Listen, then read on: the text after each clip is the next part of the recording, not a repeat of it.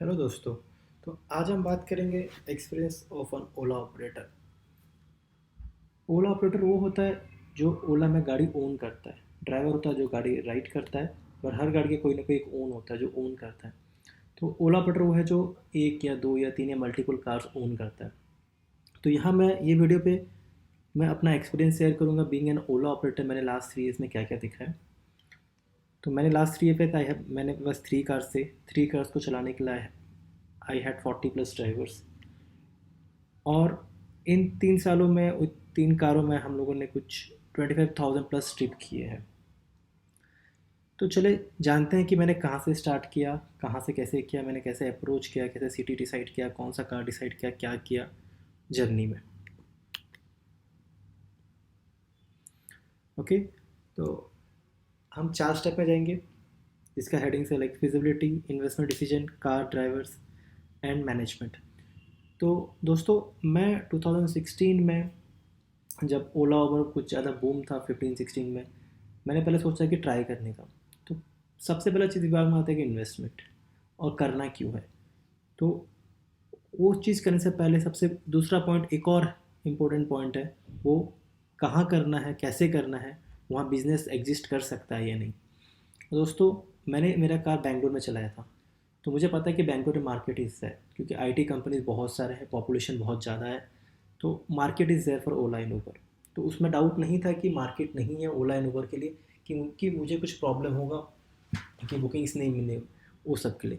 तो मैंने स्टार्ट कैसे किया, पहले इनिशियली जब दिमाग में आ चुका था कि करना है, ओला वाला जाना है, तो पहले मैं नॉर्मली खाली में कुछ नहीं भी करना हो तो मैं एक जगह से, जैसे हुडी से होकर मारथली, मारथली से महादेवपुरा, बस ऐसे ही rough fake kind of trip लेता था मैं ड्राइवर के साथ बैठ के, जिससे मैं ड्राइवर से बात करता था कि लाइक वो क्या करता है, कितना ड्यूटी करता है, क्या कर रहा है वो, और कितना बुकिंग्स आते हैं, कितना उसको ओनर दे रहा है, क्या कर रहा है, लोन पे लिया है कार।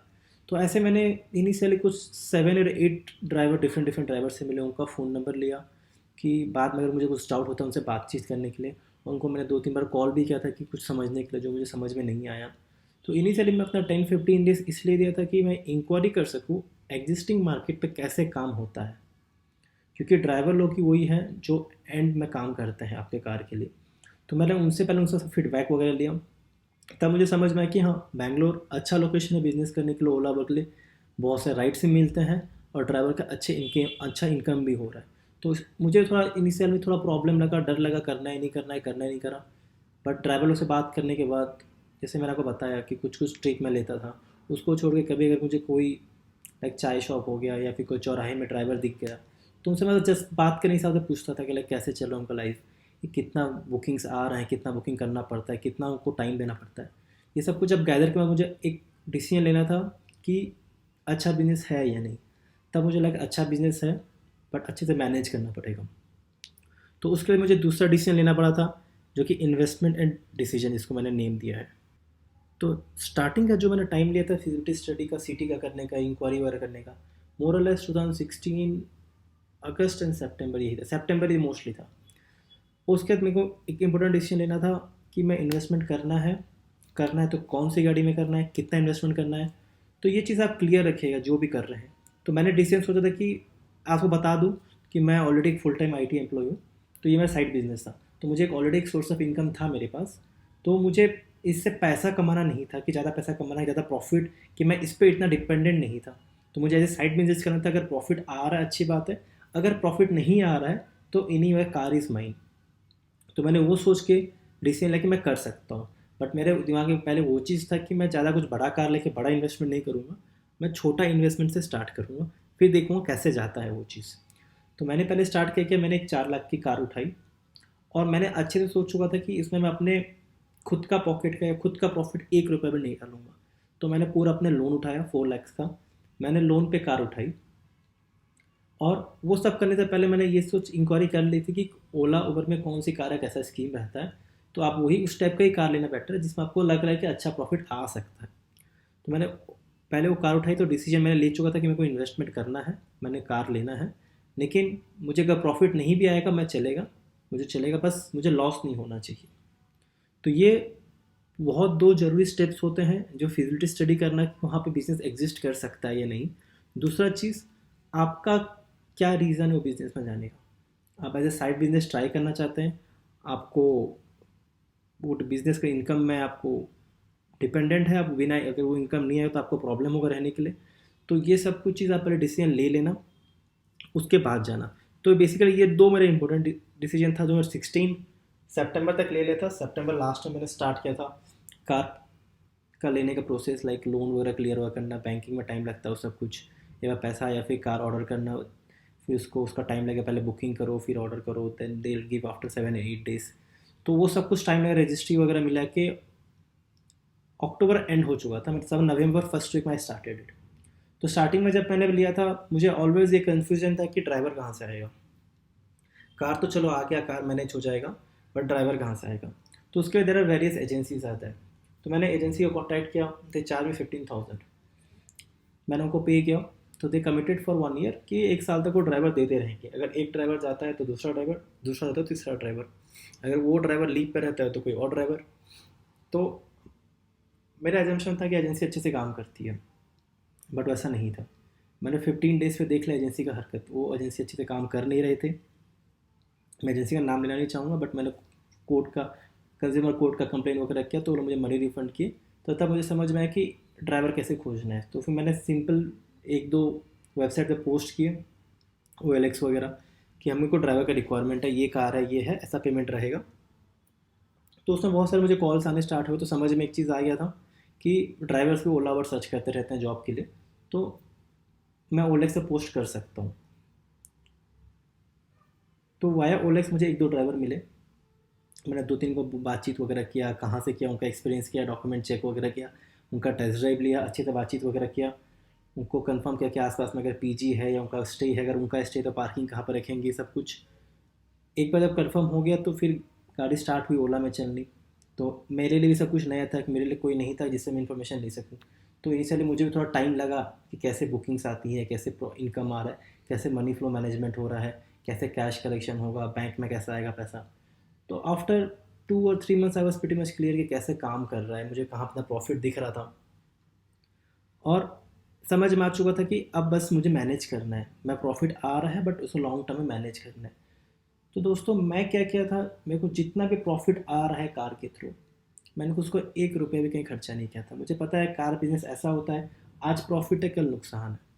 तो मुझे मेरा ऑलरेडी फुल टाइम जॉब था, जहाँ से मुझे सैलरी अच्छा खासा आ रहा था, तो मुझे प्रॉब्लम नहीं था। तो मैं अपना कार का जितना ही प्रॉफिट उसको एक अलग अकाउंट पे रखा, सो दैट कभी कार ना चले या कुछ इमरजेंसी सिचुएशन आए तो मेरे पास पैसा रहे कार का टू मैनेज इट। तो ये चीज़ आपको बहुत ज़रूरी है। आप कार और ड्राइवर रख सकते हैं, लेकिन आपको उसका मैनेजमेंट करना बहुत ज़रूरी है। तो ये ओवर द टाइम आप सीखोगे, लेकिन ये सबसे बड़ी चीज़ और मायने रखती है, बिकॉज क्योंकि आपको वहाँ पर आप गलती नहीं कर सकते हो, क्योंकि आप ड्राइवर से ठीक से बात नहीं करोगे, ठीक से उसको पैसा नहीं दोगे, या फिर कहीं उसमें गलती रख रहे हो, या गाड़ी का EMI नहीं भर रहे हो, गाड़ी का मेंटेनेंस नहीं कर रहे हो, तो ये वैसा चीज़ है जो आपका बिजनेस चलाती है, डुबाती है। तो नंबर 3 और 4 जो कार, ड्राइवर एंड मैनेजमेंट है, ये आपको बहुत ज़रूरी चीज़ें होती हैं। एक बार अटैचमेंट हो गया, सब कुछ हो गया, गाड़ी को बुकिंग्स आने स्टार्ट हो जाते हैं। अब मार्केट पर डिपेंड करता है, किसी दिन छुट्टी है तो बुकिंग कम आएंगे, किसी दिन लॉन्ग वीकेंड है बुकिंग्स बहुत ज़्यादा आते हैं। तो आपको ड्राइवर के साथ कोऑर्डिनेशन रख के वो कब छुट्टी ले रहा है, कब नहीं, कितना काम करना है, उसका तबीयत ख़राब हो तो कैसे मैनेज करना है, अगर उसको लीव चाहिए कैसे मैनेज करना है, आपको ड्राइवर को कितना पेमेंट मिलना चाहिए, आपको कितना पेमेंट आ रहा है। तो आपको ये सब कुछ मैनेज करना बहुत ज़रूरी है। और इसको छोड़ के, जैसे आपको मैंने बताया था मेरे पास 40 ड्राइवर्स आए थे, तो बहुत टाइम ऐसा हुआ है कि एक दो ड्राइवर आएंगे जो 2 दिन 4 दिन काम करते हैं। तो आप उनको मैनेज करना है प्रॉपरली, आपको कमिटमेंट लेना है वो लोगों से, और आपको ये चीज़ें मेक श्योर करना आप उनका एडवांस पेमेंट दे रहे हो, क्या कर रहे हो, कैसे देना है, कितना कर सकते हो। तो आपको ये सब कुछ चीज़ जितना भी मैनेजमेंट वाला पार्ट है वो सही से करना है, क्योंकि ये कुछ रॉकेट साइंस नहीं है मैनेज करना, बस यही है। आप सही तरीके से ड्राइवर मैनेज करोगे तो ड्राइवर भी खुश रहेगा आपके लिए काम करने के लिए, और इन शॉर्ट आपको भी प्रॉफिट ला के देगा वो। लेकिन अगर ड्राइवर को आप ढंग से नहीं रखोगे, अगर वो आपसे खुश नहीं है कि ओनर ने ऐसा किया वैसा किया, तो ऑब्वियसली वो कोशिश करेगा पैसा मारने का कहीं पे, कि पैसा गायब करेगा या गलत हिसाब देगा। तो वो सब चीज़ आपको बहुत ज़रूरी है कि ड्राइवर मैनेजमेंट और कार मैनेजमेंट आपको प्रॉपरली कार का सर्विसिंग वगैरह करना रहेगा, डॉक्यूमेंट्स हो गया, टैक्स हो गया, परमिट हो गया, इंश्योरेंस हो गया, ये आपको सही टाइम पे सही जगह कराना पड़ेगा, पॉल्यूशन हो गया। और आपको मेक श्योर करना है कि कार का कंडीशन हर समय अच्छा रहे, जैसे एसी बहुत ज़रूरी होता है। तो वो सब कुछ आपको ध्यान देना पड़ेगा कि कार का कंडीशन हर समय अच्छा रहे। तो बेसिकली दोस्तों ये 4 पॉइंट था जो बहुत मायने रखती है किसी भी कार बिजनेस के लिए। और यहाँ पर बेसिकली ज़्यादा मायने इसलिए रखती है क्योंकि आपको डेली बेसिस में कार और ड्राइवर को मैनेज करना होता है। तो दोस्तों, तो ये 4 चीज़ें हैं जो आपको मैंने बता दी कि मैंने कैसे स्टार्ट किया था। और इसको छोड़ के अगर इस चारों चीज़ों के बारे में आपको कुछ ज़्यादा जानना है, आपको कुछ पूछना है, तो आप कमेंट सेक्शन में पूछ सकते हैं।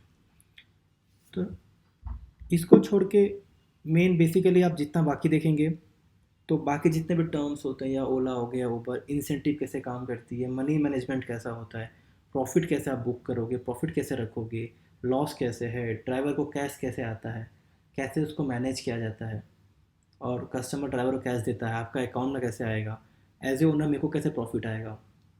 और ऐसे भी ड्राइवर का एक ऐप अलग होता है, ऑपरेटर का एक ऐप अलग होता है, और ओनर का एक ऐप अलग होता है। तो वो कैसे मैनेज करना है ये सब कुछ के लिए मैं अभी एक नया वीडियो सीरीज स्टार्ट करने वाला हूँ, जिसमें मैं आपको detail A to Z of Ola and Uber बताऊँगा। जिसमें आपको बेसिकली मैं 8 डिफरेंट काइंड ऑफ स्टेप्स में बताऊँगा, जैसे इन्वेस्टमेंट एंड रीजनिंग क्या है, पर्पोज किया है, आपको अपलोड बिजनेस में घुसना है वो सब के बारे में, सिटी फिजिबिलिटी में आपको कैसे क्या चेक करना है सिटी के बारे में बिफोर इन्वेस्टिंग इट, और कार डिटेल्स हो गया, कैसी कौन सी कार कब लेनी है, क्या मेंटेनेंस होना चाहिए, कैसे नहीं, इंश्योरेंस कैसा, ये सब कुछ। फिर ड्राइवर कहाँ से कैसे हायर करेंगे, कैसे मैनेज करेंगे, रिस्क फैक्टर, ये बहुत इंपॉर्टेंट चीज़ होता है कि कैसे रिस्क मैनेज करेंगे, एक्सीडेंट हो गया, ड्राइवर ढंग से काम नहीं कर रहा है, कुछ और इश्यूज़ हो गया, कैसे मैनेज करेंगे, मैं अपना एक्सपीरियंस बताऊँगा। मनी मैनेजमेंट बहुत कॉमन चीज़ है, लेकिन बहुत ज़रूरी वाला चीज़ है। और फ्लीट मैनेजमेंट, अगर आपको एक से ज़्यादा कार हो गई, या फिर एक से ज़्यादा ड्राइवर आप मैनेज कर रहे हो, वो कैसे इसका काम करना है। और प्रोसेस फ्लो, ओवरऑल कैसे आपका अटैचमेंट प्रोसेस होता है, ओवरऑल कैसे प्रोसेस कैसे काम करता है, बुकिंग स्टार्ट होने से कि बुकिंग एंड होता है, पेमेंट कैसे आता है। तो इस सब के बारे में एक लंबा सीरीज़ बनाऊंगा मैं, जिसमें आपको A to Z सब कुछ बताऊंगा डिटेल, स्टेप बाय स्टेप। आज के लिए बस इतना ही दोस्तों। जैसे मैं आपको ऑलरेडी कहा है कि मैं एक सीरीज़ बनाऊंगा, तो आप स्टे ट्यून्ड रहिए पर और वीडियो के लिए। आप अपने फ्रेंड को शेयर कीजिए जो लोग को ओला ओवर में इन्वेस्ट करने का बहुत मन है और जानना चाहते हैं कि कैसे होता है, कहाँ से कैसे इन्वेस्ट करते हैं। Don't forget to subscribe and click the bell icon for the further videos. And आपको जो भी डाउट वगैरह है, क्वेश्चंस पूछना है या क्वेरीज पूछना है, कमेंट सेक्शन में पूछ सकते हैं। Thank you.